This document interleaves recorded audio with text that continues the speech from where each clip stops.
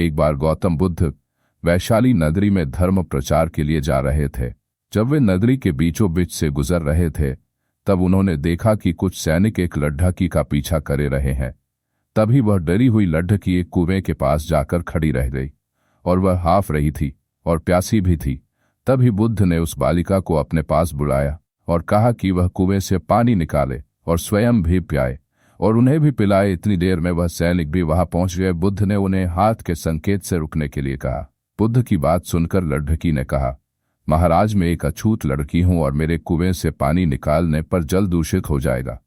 तभी बुद्ध ने उससे फिर कहा, बालिका, बहुत जोर की प्यास लगी है, पहले तुम पानी पिलावो। तभी कुछ देर बाद वैशाली नगरी के राजा भी आ गए।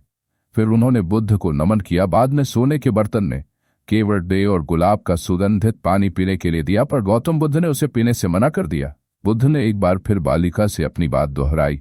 इस बार बालिका ने साहस के साथ कुएं से पानी निकाला और स्वयं भी पिया और गौतम बुद्ध को भी दिया।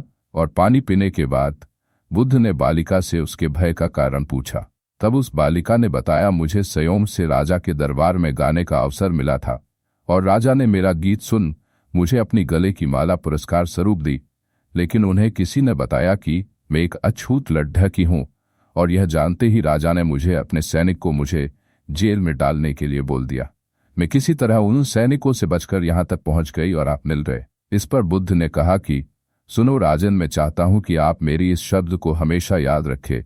कोई भी मनुष्य की पहचान उसके धर्म और जाति से नहीं बल्कि उसके स्वभाव या उसके अच्छे काम से होती है। जिस बालिका के मधुर कंठ से निकले मधुर गीत का आपने आनंद उठाया, उसे पुरस्कार दिया और जिसके कार्य इतने अच्छे हों वह अछूत हो नहीं सकती। और उस बालिका के साथ नीची सोच और छोटे कार्य करके अछूत होने का परिचय तो आपने दिया है। इसीलिए मेरे नजरों में यह बालिका नहीं बल्कि आप अछूत है। तभी राजा बुद्ध के सामने शर्मिंदा होने के अलावा और कर भी क्या सकते हैं। उन्होंने बुद्ध से क्षमा मांगी और वह से चले गए। इस कहानी से हमें यह सीख मिलती है कि कोई भी इंसान अपने कार्यों और कर्मों से बड़ा बनता है बल्कि अपने धर्म या जाति से नहीं। दोस्तों, मुझे उम्मीद है कि आपको मेरी ये प्रेरणादायक कहानी आपके जीवन में सफल बनाने में काम आएगी। दोस्तों, ऐसी प्रेरणादायक कहानी सुनने के लिए आप हमारी चैनल को सब्सक्राइब कीजिए और लाइक कीजिए।